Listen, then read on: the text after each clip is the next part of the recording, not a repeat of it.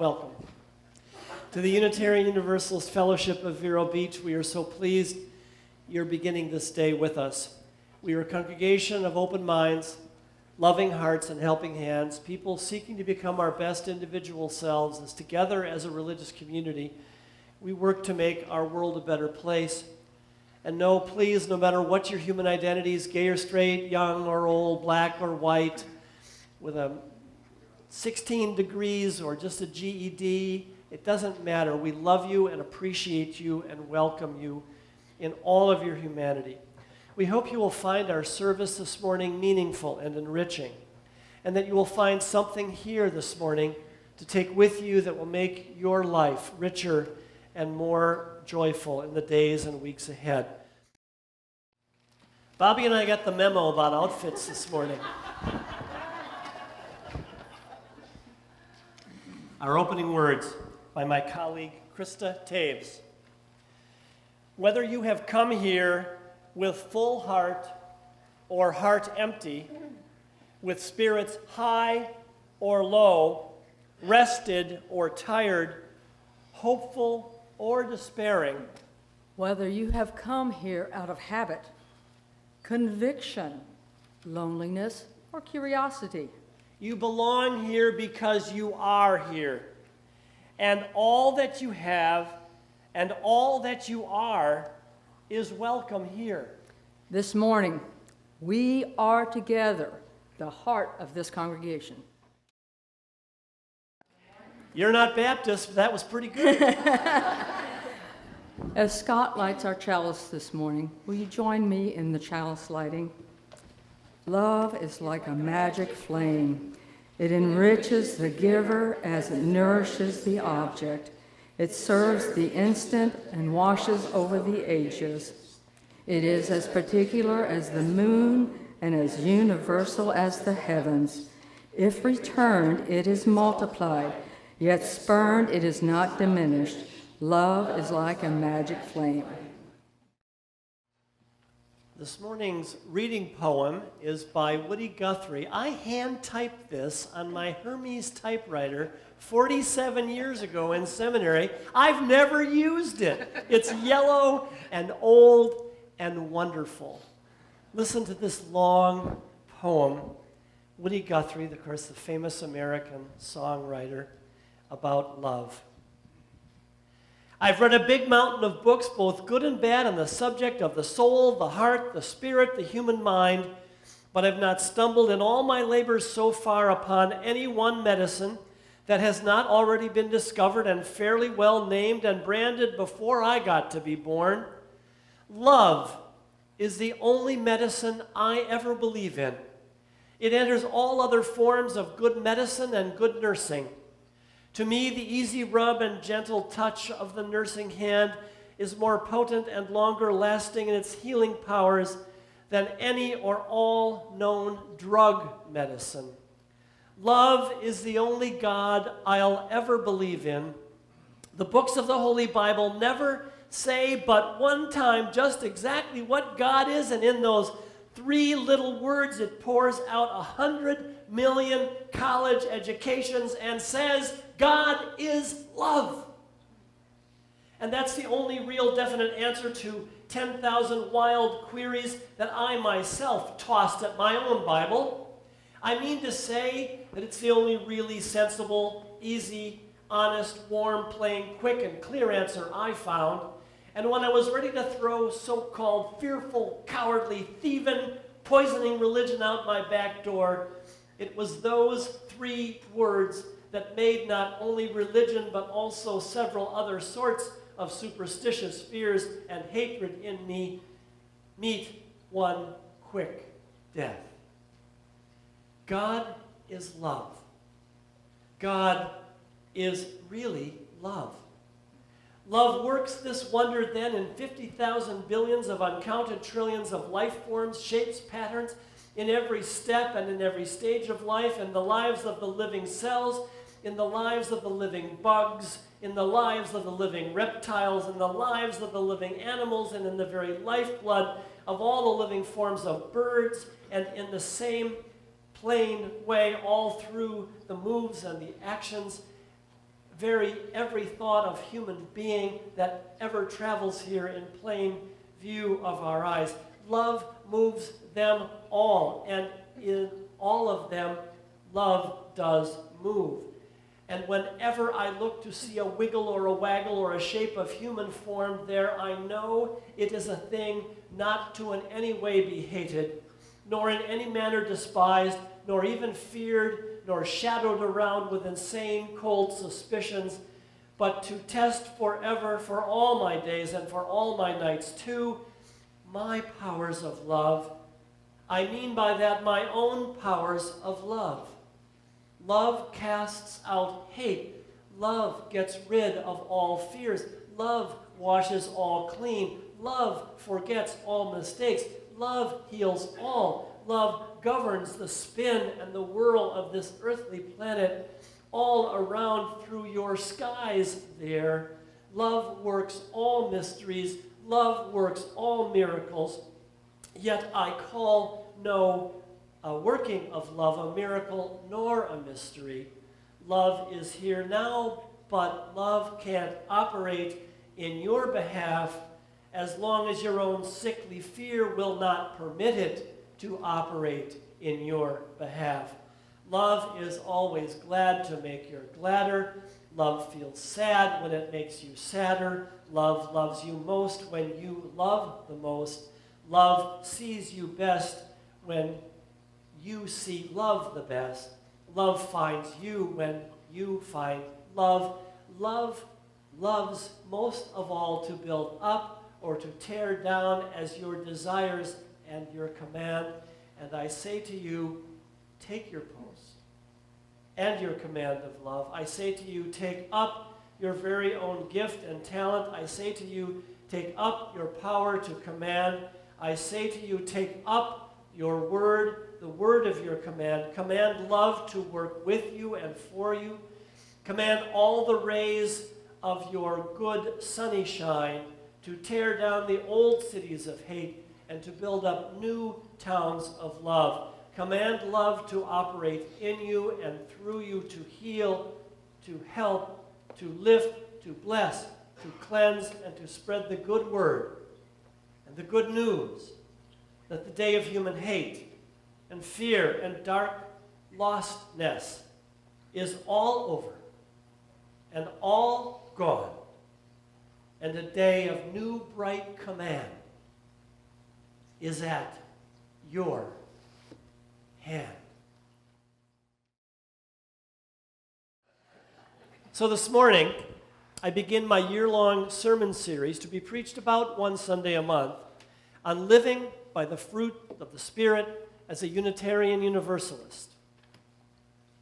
The idea for this sermon series is based on a famous piece of Christian scripture I once again stumbled across this summer, specifically the Apostle Paul's letter to the Galatians. Now, Galatia was a Roman province in the middle of what is today the modern nation of Turkey, where there were several early Christian churches when Paul was alive. Paul's letter then to the congregations was written, as best can be determined, about 54 years after the death of Jesus, when Christianity was just beginning to take hold in the Middle East. Paul, who was both a Roman citizen and a Jew, was also known as Saul of Tarsus, his home city, is credited with helping Christianity establish itself broadly across the Middle East. He was kind of the first televangelist without the television, persuading both Jews and Gentiles to adopt the new faith. And I would like to now both project and quote the relevant portion of this letter upon which my sermon series will be based. Paul said to them, "You were called to freedom, brothers and sisters. Only do not use your freedom as an opportunity to self-indulgence. Live by the Spirit, I say, and do not gratify the desires of flesh." Now, the works of the flesh are obvious: fornication, impurity, licentiousness, idolatry, sorcery, enmities, strife, jealousy, anger, quarrels, dissensions, factions, envy, drunkenness, callousness, and things like these. I'm doing no sermons on these subjects. By contrast, the fruit of the Spirit is love, joy, peace, patience, kindness, generosity, faithfulness, gentleness, and self-control. There is no law against such things. And then he ends, if we live by the Spirit, let us also be guided by the Spirit. Now, not to make this too complicated, but in the Roman Catholic tradition, there is a slightly expanded list that comes from something called the Vulgate version of Galatians. The Roman Catholics kind of rewrote things for their own purposes. And they mention 12 fruits of the Spirit, the additional 3 being forbearance, modesty, and chastity. I bet you can't wait for that sermon. So, over the course of the next year, we'll be exploring about once a month most, if not all of these. I may actually punt on chastity, though it doesn't mean what you think it does. Anyway, look it up in a dictionary, a good dictionary. It has other meanings. In any case, I might as well right off the bat this morning share with you the central theological and spiritual theme that will hopefully tie all these sermons together.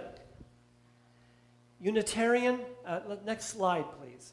Unitarian Universalism is an outward-looking and relational religion that spiritually and ethically seeks to have us establish right and caring relations in every venue of our living.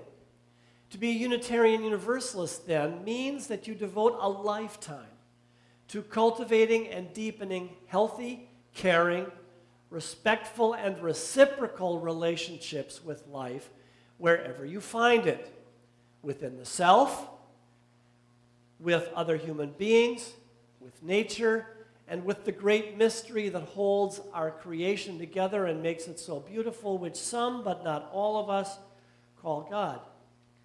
As I think you can see, all of the fruits of the Spirit listed are in some ways relational virtues that describe ways for us as human beings to set aside our small, selfish, mean impulses and relate generously and respectfully to ourselves and to one another.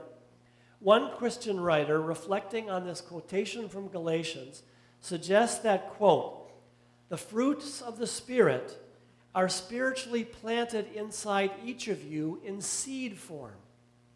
And your job then is to take that seed that is naturally within you and cause it to grow and mature into a full fruit and maturity of being." As Unitarian Universalists, I like the idea that if you live by the Spirit, these virtues of living will evermore be evident in your day-to-day thoughts and words and deed, making you a fuller and better person. So, with all that said, let's get started, shall we? With love, the first fruit of the Spirit on Paul's list. All right. So the first and most formidable problem, I think, that we face here this morning is that love is so big and widely used, some might justifiably say overused, word in our culture, as to render it almost incomprehensible in spiritual terms.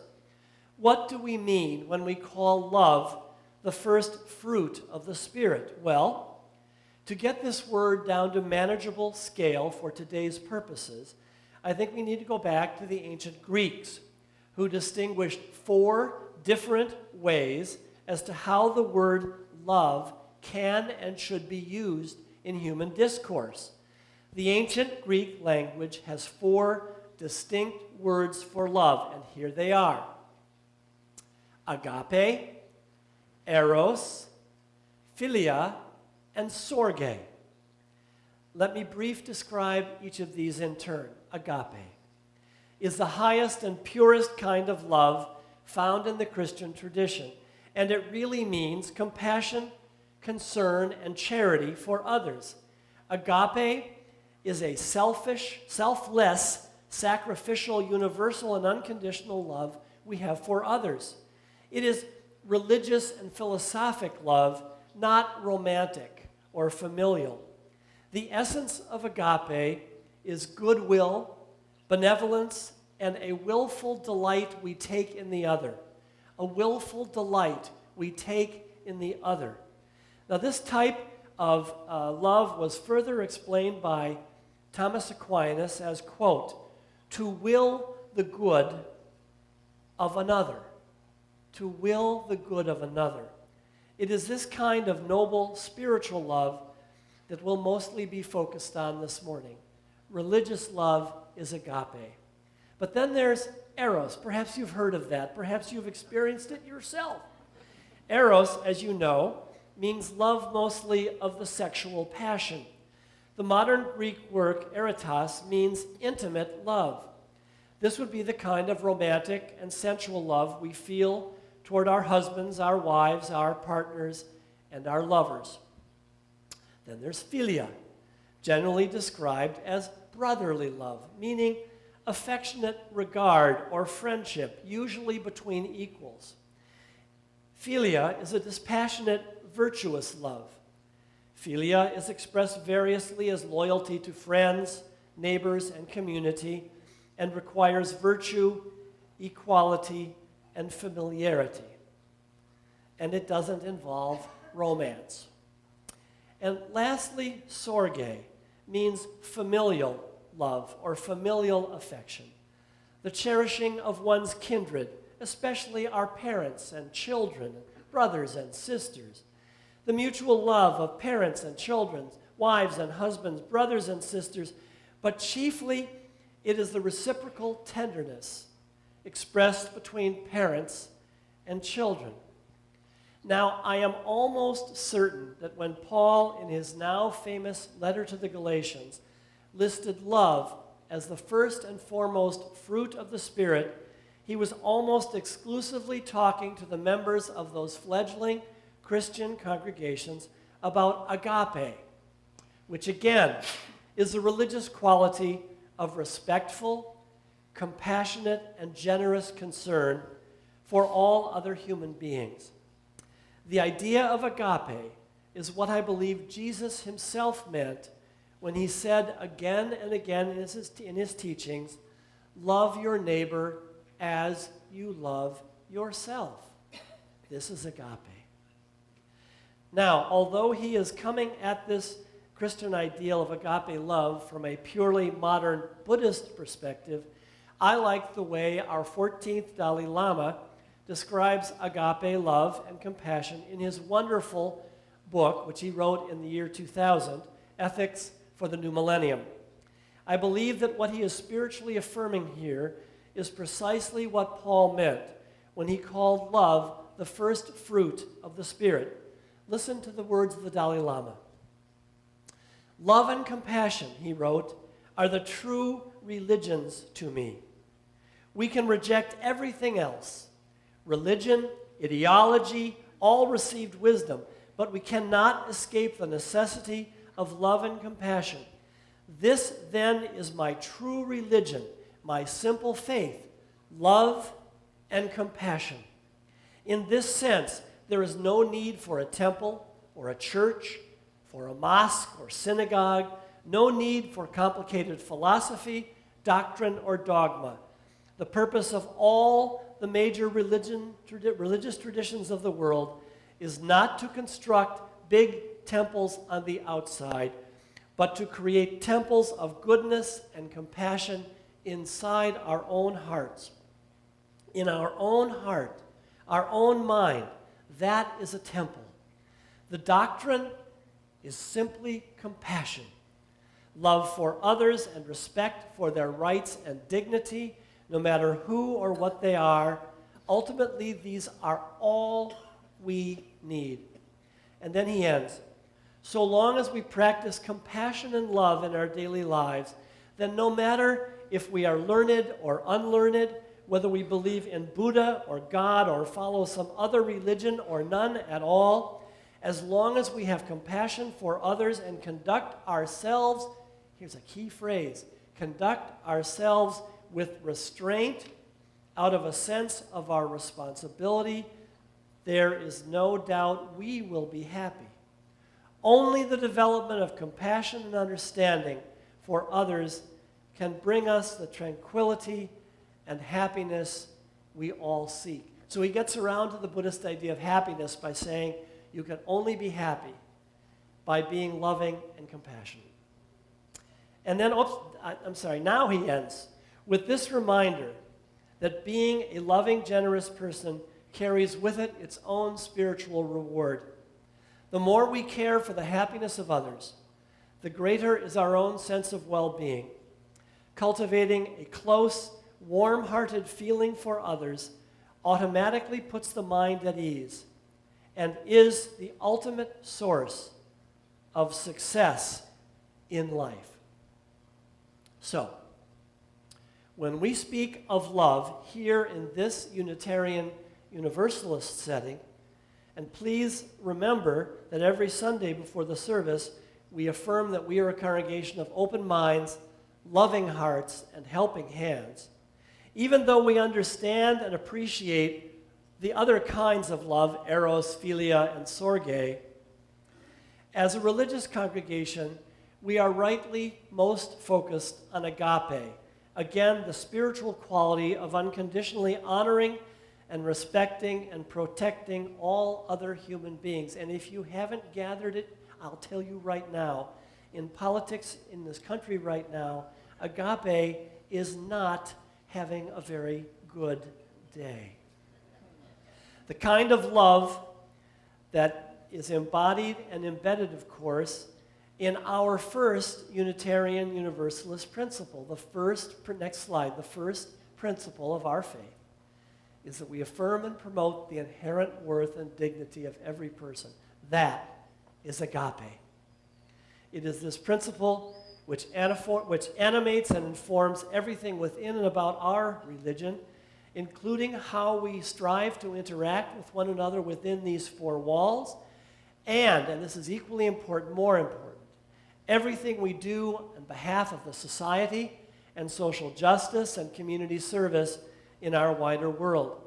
To defend the inherent worth and dignity of every person is to embody agape in our daily lives. And, next slide, please.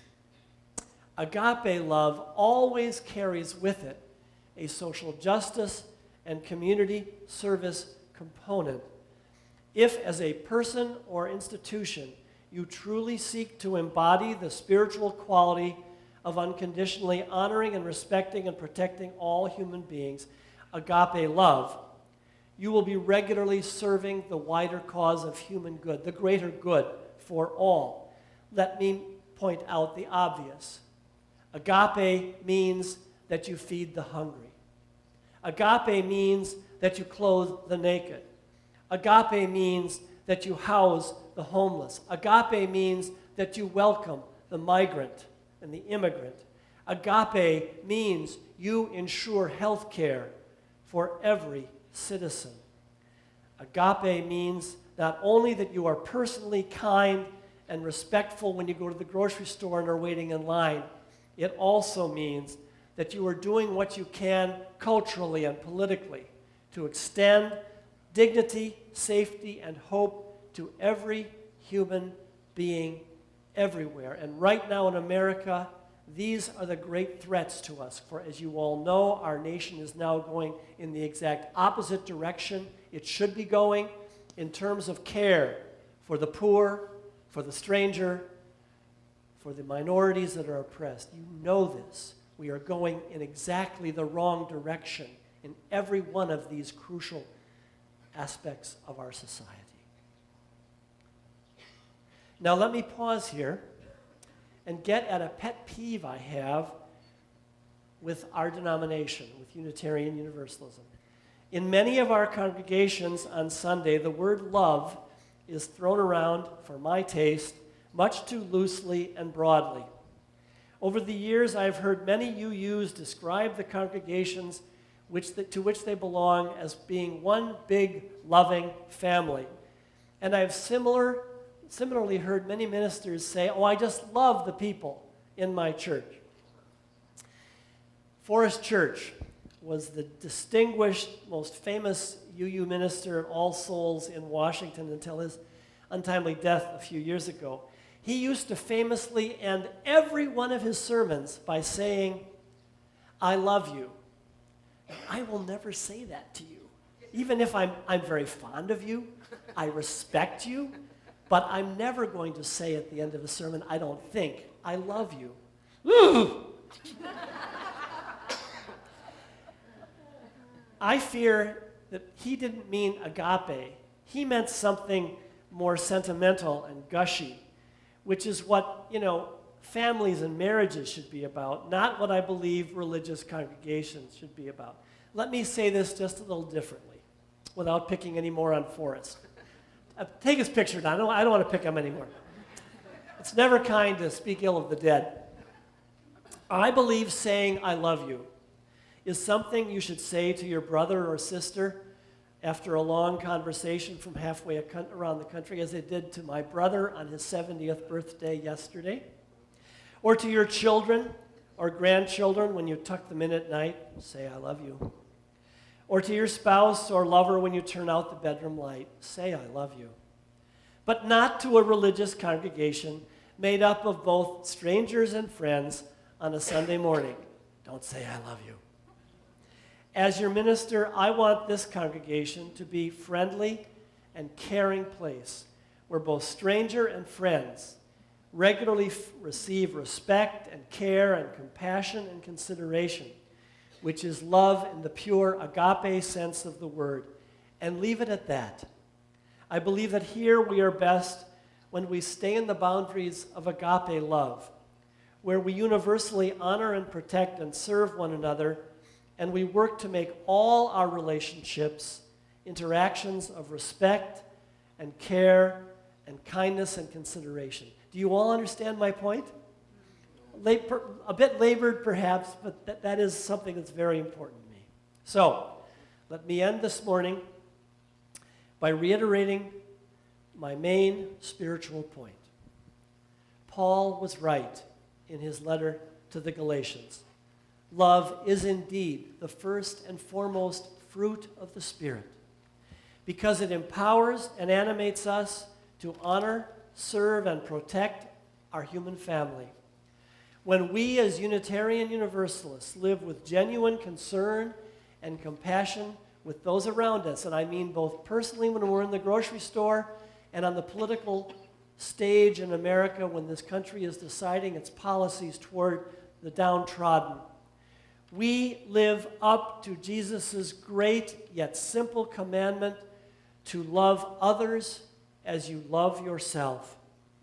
If we evermore live our lives with an outward-seeking, outward-serving love, then our lives will truly become a blessing to the world. May it be so. Amen.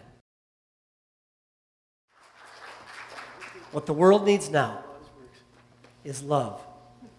Sweet love. It's the only thing that there's just too little of.